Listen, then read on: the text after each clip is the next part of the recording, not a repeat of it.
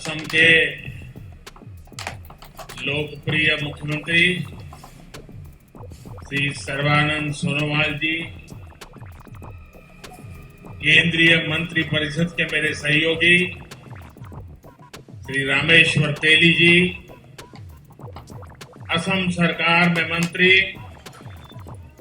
Doctor Hemanta Biswa Sharma ji, भाई अतुल बोरा जी, श्री केशव महंत जी, Shri Sanjay Kishan ji, Shri Jagan Mohan ji, house fade के chairman Shri Rajneesh Kumar Das ji, अन्य सभी सांसदगण, विधायकगण और असम के मेरे प्यारे भाइयों और बहनों,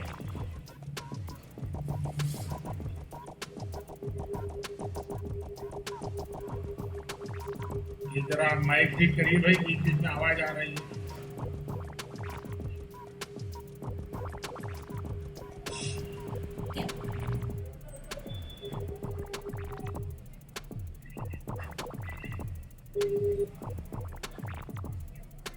मोई अखोम बाथी इंग्राजी नब बरखा अरु बुघाली बिहोर अंतरिक्ष शुभेच्छा जोने से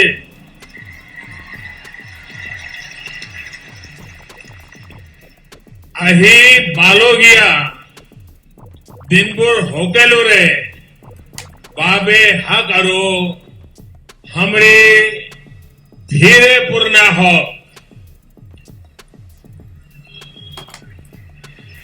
साथियों,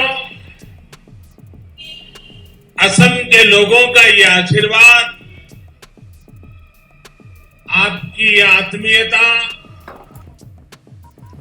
मेरे लिए बहुत बड़ा सौभाग्य है। आपका ये प्रेम, ये स्नेह मुझे बार बार आसाम ले आता है। बीते वर्षों में अनेकों बार मुझे असम के अलग अलग हिस्सों में आने का, असम के भाई बहनों से बातचीत करने और विकास के कामों से जुड़ने का अवसर मिला। पिछले वर्ष मैं कोकराझार में ऐतिहासिक बोडो समझौते के बाद जो उत्सव हुआ उसमें शामिल हुआ था। अब इस बार असम के मूल निवासियों के स्वाभिमान और सुरक्षा से जुड़े इतने बड़े आयोजन में मैं आपकी खुशियों में शामिल होने आया हूं। आज असम की हमारी सरकार ने आपके जीवन की बहुत बड़ी चिंता दूर करने का काम किया। 1 लाख से ज्यादा मूल निवासी परिवारों को भूमि के स्वामित्व का अधिकार मिलने से आपके जीवन की एक बहुत बड़ी चिंता अब दूर हो गई। भाई और बहनों, आज के दिन स्वाभिमान, स्वाधीनता और सुरक्षा के तीनों प्रतीकों का भी एक प्रकार से समागम हो रहा।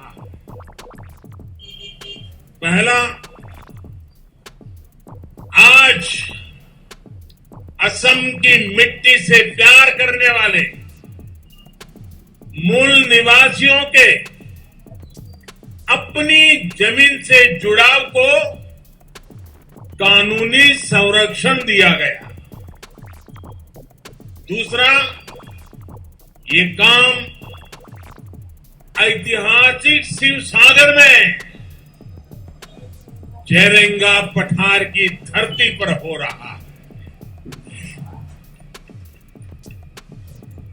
ये भूमि असम के भविष्य के लिए सर्वोच्च त्याग करने वाली महासती जयमती की बलिदान भूमि है।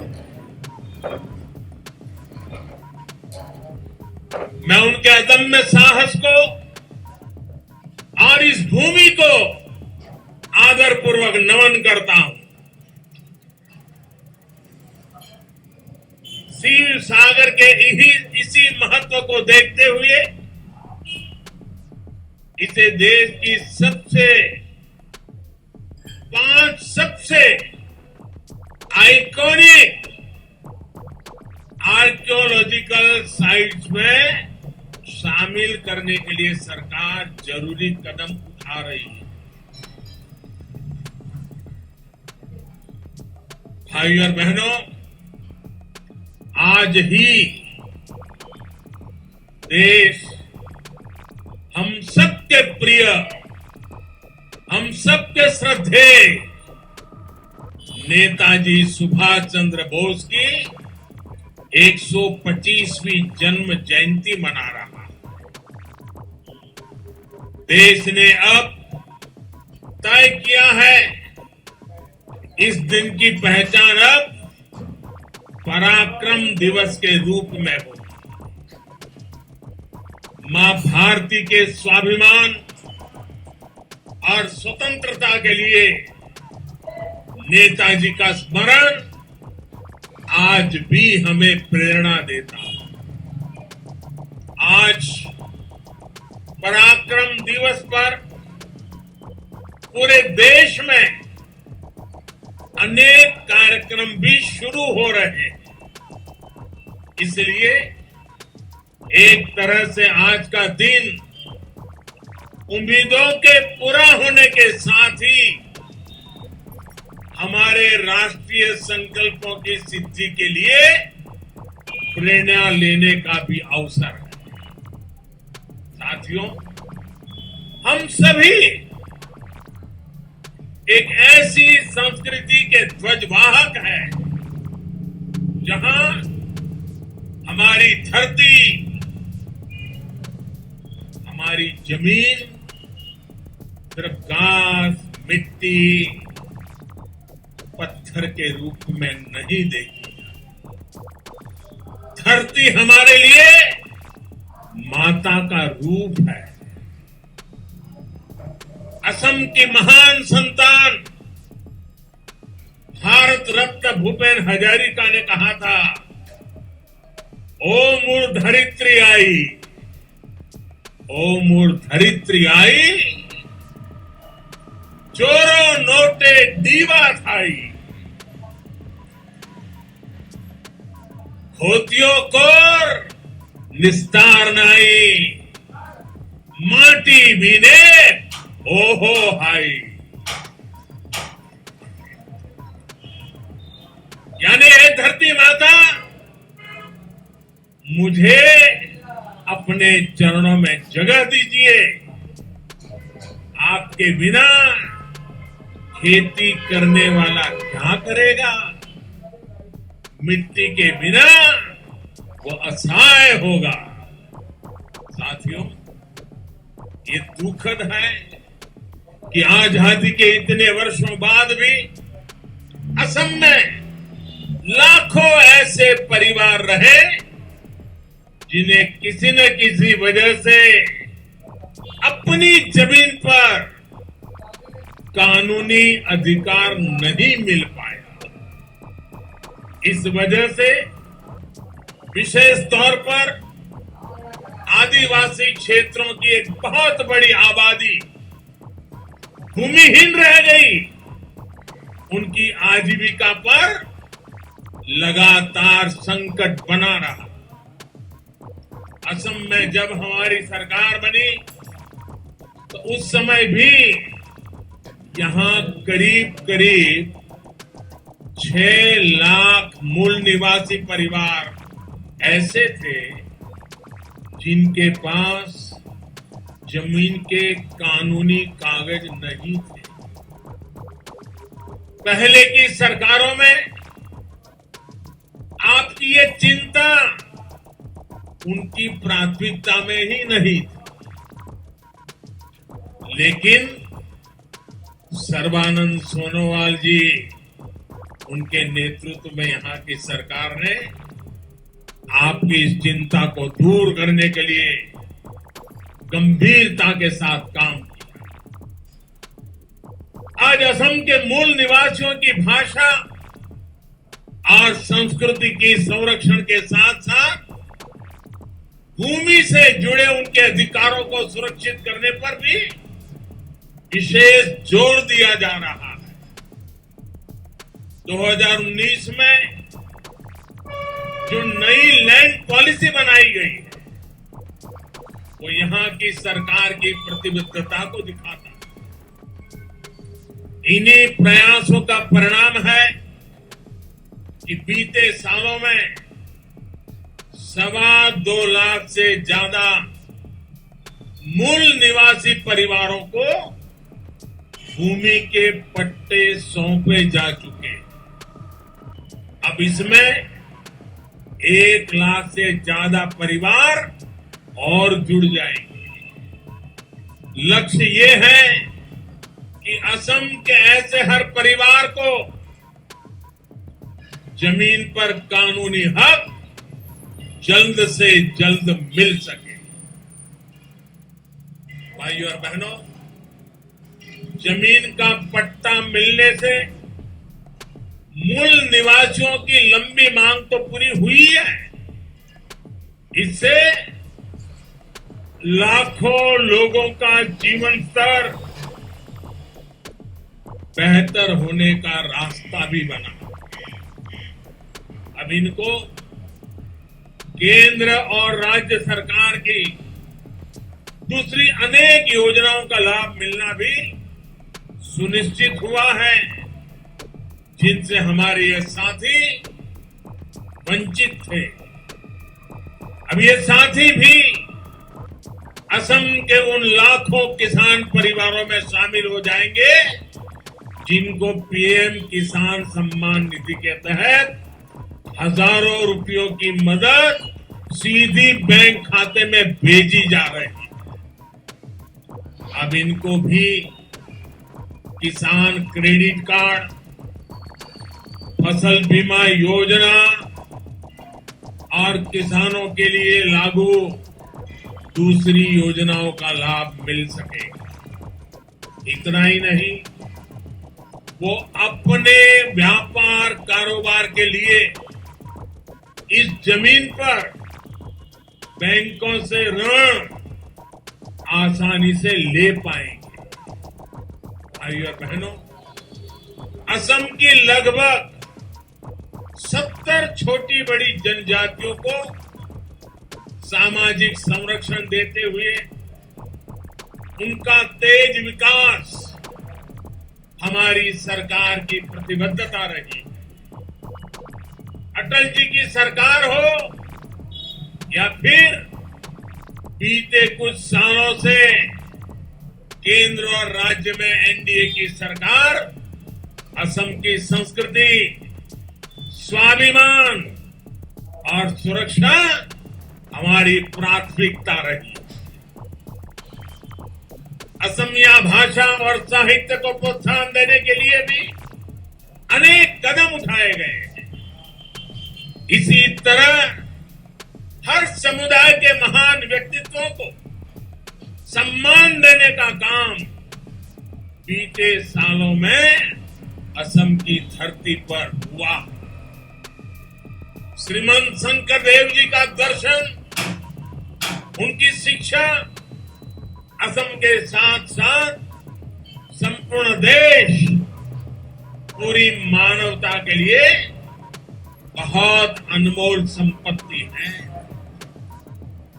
ऐसी धरोहर को बचाने और उसका प्रचार प्रसार करने के लिए कोशिश हो, ये हर सरकार की जिम्मेदारी होनी चाहिए थी। लेकिन बाटाद्रवा सत्र सहित दूसरे सत्रों के साथ क्या बर्ताव किया गया, ये असम के लोगों से छिपा नहीं है। बीते 4.5 सालों में असम सरकार ने आस्था और अध्यात्म के इंसानों को भव्य बनाने के लिए, कला से जुड़ी ऐतिहासिक वस्तुओं को संजोने के लिए अनेक प्रयास किए हैं। इसी तरह असम और भारत के गौरव काजीरंगा नेशनल पार्क को भी अतिक्रमण से मुक्त करने और पार्क को और बेहतर बनाने के लिए भी तेजी से कदम उठाए जा रहे हैं। भाई और बहनों, आत्मनिर्भर भारत के लिए नॉर्थ ईस्ट का तेज विकास, असम का तेज विकास बहुत ही आवश्यक है। आत्मनिर्भर असम का रास्ता असम के लोगों के आत्मविश्वास से होकर गुजरता है और आत्मविश्वास तभी बढ़ता है जब घर परिवार में भी सुविधाएं मिलती है और राज्य के अंदर इंफ्रास्ट्रक्चर भी सुधरता है। बीते सालों में इन दोनों मोर्चों पर असम में अभूतपूर्व काम किया गया है। असम में लगभग 2.25 करोड़ गरीबों के जनधन बैंक खाते खोले गए। इन्हीं खातों के कारण कोरोना के समय में भी असम की हजारों बहनों और लाखों किसानों के बैंक खाते में सीधी मदद भेजना संभव हो पाया। आज असम की लगभग 40% आबादी आयुष्मान भारत की लाभार्थी है, जिसमें से लगभग 1.5 लाख साथियों को मुफ्त इलाज भी मिल चुका है। बीते 6 साल में असम में टॉयलेट्स की कवरेज 38% से बढ़कर 100% हो चुकी है। 5 साल पहले तक असम के 50% से भी कम घरों तक बिजली पहुंची थी, जो अब लगभग 100% तक पहुंच चुकी है। जल जीवन मिशन के तहत बीते 1.5 साल में असम में 2.5 लाख से ज्यादा घरों में पानी का कनेक्शन दिया है। केंद्र और राज्य सरकार का डबल इंजन 3-4 वर्षों में असम के हर घर तक पाइप से जल पहुंचाने के लिए काम कर रहा है। भाई और बहनों, ये जितनी भी सुविधाएं हैं, इनका लाभ सबसे ज्यादा हमारी बहनों बेटियों को ही होता है। असम की बहनों बेटियों को बहुत बड़ा लाभ उज्ज्वला योजना से भी हुआ है। आज असम की करीब 35 लाख गरीब बहनों की रसोई में उज्ज्वला का गैस कनेक्शन है। इसमें भी लगभग 4 लाख परिवार एससी और एसटी वर्ग के हैं। 2014 में जब हमारी सरकार केंद्र में बनी, तब असम में एलपीजी कवरेज सिर्फ 40% ही थी। अब उज्ज्वला की वजह से असम में एलपीजी कवरेज बढ़कर करीब 99% हो गया है, 99% हो गया है। असम के दूर दराज वाले इलाकों में गैस पहुंचने में दिक्कत न हो, इसके लिए सरकार ने डिस्ट्रीब्यूटर्स की संख्या को भी काफी बढ़ाया। 2014 में असम में 330 एलपीजी गैस डिस्ट्रीब्यूटर थे। अब आज इनकी संख्या 575 से भी ज्यादा हो गई। हमने देखा है कि कैसे उज्ज्वला ने कोरोना के समय में भी लोगों की मदद की। इस दौरान असम में 50 लाख से ज्यादा मुफ्त गैस सिलेंडर उज्ज्वला के लाभार्थियों को दिए गए हैं। यानी उज्ज्वला योजना से असम की बहनों का जीवन भी आसान हुआ है और इसके लिए जो सैकड़ों नए डिस्ट्रीब्यूशन सेंटर बने हैं उससे अनेक युवाओं को रोजगार भी मिल रहा।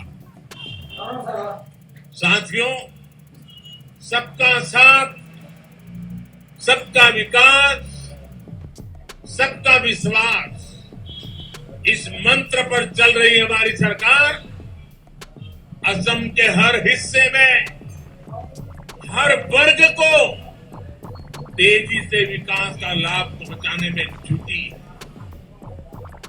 पहले की नीतियों के कारण चाय जनजाति की क्या स्थिति हो गई थी, ये मुझसे ज्यादा आप लोग जानते हैं। अब चाय जनजाति को घर और शौचालय जैसी मूल सुविधाओं से जोड़ा जा रहा है। चाय जनजाति के अनेक परिवारों को भी जमीन का कानूनी अधिकार मिला। चाय जनजाति के बच्चों की शिक्षा, स्वास्थ्य और रोजगार की सुविधाओं पर ध्यान दिया जा रहा है। पहली बार उनको बैंक की सुविधाओं से जोड़ा गया। अब इन परिवारों को भी सरकार की अलग अलग योजनाओं का लाभ सीधे बैंक खाते में मिल पा रहा है। श्रमिक नेता संतोष टोपड़ो सहित चाय जनजाति के दूसरे बड़े नेताओं की प्रतिमाएं स्थापित करके राज्य सरकार ने चाय राजनीति के योगदान को सम्मान दिया। चाय जनजाति के सम्मान दिया। साथियों, असम के हर क्षेत्र की, हर जनजाति को साथ लेकर चलने की इसी नीति से आज असम शांति और प्रगति के मार्ग पर चल पड़ा है। ऐतिहासिक बोडो समझौते से अब असम का एक बहुत बड़ा हिस्सा शांति और विकास के मार्ग पर लौट आया है। समझौते के बाद हाल में बोडोलैंड टेरिटोरियल काउंसिल के पहले चुनाव हुए, प्रतिनिधि चुने गए। मुझे विश्वास है कि अब बोडो टेरिटोरियल काउंसिल विकास और विश्वास के नए प्रतिमान स्थापित करेगी। भाई और बहनों, आज हमारी सरकार असम की जरूरतों की पहचान करके हर जरूरी प्रोजेक्ट पर तेजी से काम कर रही है। बीते 6 सालों से असम सहित पूरे नॉर्थ ईस्ट की कनेक्टिविटी और दूसरे इंफ्रास्ट्रक्चर का अभूतपूर्व विस्तार भी हो रहा है, आधुनिक भी हो रहा है। आज असम और नॉर्थ ईस्ट भारत की एक्ट ईस्ट पॉलिसी पूर्वी एशियाई देशों के साथ हमारा कनेक्ट बढ़ा रही है।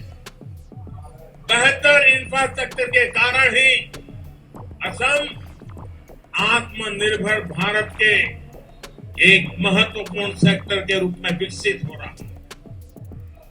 बीते सालों में असम के गांवों में करीब 11,000 किलोमीटर सड़कें बनाई गई हैं। डॉक्टर भूपेन हजारिका सेतु हो, बोगीबिल ब्रिज हो, सराय घाट ब्रिज हो, ऐसे अनेक ब्रिज जो बन चुके हैं या बन रहे हैं, इनसे असम की कनेक्टिविटी सशक्त हुई। अब नॉर्थ ईस्ट और असम कि लोगों को आने जाने के लिए लंबे मार्ग से और जीवन को खतरे में डालने की मजबूरी से मुक्ति मिल रही है। इसके अलावा जल मार्गों से बांग्लादेश, नेपाल, भूटान और म्यांमार के साथ कनेक्टिविटी पर भी फोकस किया जा रहा है। साथियों, असम में जैसे जैसे रेल और एयर कनेक्टिविटी का दायरा बढ़ रहा है, लॉजिस्टिक से जुड़ी सुविधाएं बेहतर हो रही है, वैसे वैसे यहां उद्योग और रोजगार की नई संभावनाएं बन रही हैं। लोकप्रिय गोपीनाथ बोरदोलोई इंटरनेशनल एयरपोर्ट में आधुनिक टर्मिनल और कस्टम क्लियरेंस सेंटर का निर्माण हो, कोकराझार में रूपसी एयरपोर्ट का आधुनिकीकरण हो, बोंगई गांव में मल्टी मॉडल लॉजिस्टिक हब का निर्माण हो, ऐसी सुविधाओं से ही असम में औद्योगिक विकास को नया बल मिलने वाला है। भाई और बहनों, आज जब देश गैस बेस्ड इकोनॉमी की तरफ तेजी से आगे बढ़ रहा है, तो असम भी इस अभियान का एक अहम साझीदार है। असम में तेल और गैस से जुड़े इंफ्रास्ट्रक्चर पर बीते वर्षों में 40,000 करोड़ रुपए से अधिक का निवेश किया गया। गुवाहाटी बरौनी गैस पाइपलाइन से नॉर्थ ईस्ट और पूर्वी भारत की गैस कनेक्टिविटी मजबूत होने वाली है और असम में रोजगार के नए अवसर बनने वाले हैं। नुमालीगढ़ रिफाइनरी का विस्तारीकरण करने के साथ साथ वहां अब बायो रिफाइनरी की सुविधा भी जोड़ी गई। इससे तेल और गैस के साथ साथ असम इथेनॉल जैसा बायोफ्यूल बनाने वाला देश का मुख्य राज्य बनने वाला है। आइए बहनों, असम जब स्वास्थ्य और शिक्षा के हब के रूप में भी विकसित हो रहा है, एम्स और इंडियन एग्रीकल्चर रिसर्च इंस्टीट्यूट जैसे संस्थान बनने से असम के युवाओं को आधुनिक शिक्षा के नए अवसर मिलने वाले हैं। जिस तरह से असम ने कोरोना महामारी को हैंडल किया है, वो भी प्रशंसनीय है। मैं असम की जनता के साथ ही सोनोवाल जी, हेमंता जी और उनकी टीम को विशेष रूप से बधाई देता। मुझे विश्वास है कि असम अब टीकाकरण के अभियान को भी सफलता के साथ आगे बढ़ाएगा। मेरा असम वासियों से भी आग्रह है कि कोरोना टीकाकरण के लिए जिसकी बारी आए वो टीके जरूर लगवाएं और ये भी याद रखें कि टीके की एक डोज नहीं, दो डोज लगनी जरूरी है। साथियों, पूरी दुनिया में भारत में बने टीके की डिमांड हो रही है। भारत में भी लाखों लोग अब तक टीका लगा चुके हैं। हमें टीका भी लगवाना है और सावधानी भी जारी रखनी है। अंत में फिर एक बार उन सभी साथियों को बहुत बहुत बधाई जिनको भूमि का अधिकार मिला है। आप सब स्वस्थ रहें, आप सब प्रगति करें, इसी कामना के साथ आपका बहुत बहुत आभार। मेरे साथ बोलिए, भारत माता की, भारत माता की, भारत माता की। बहुत बहुत धन्यवाद।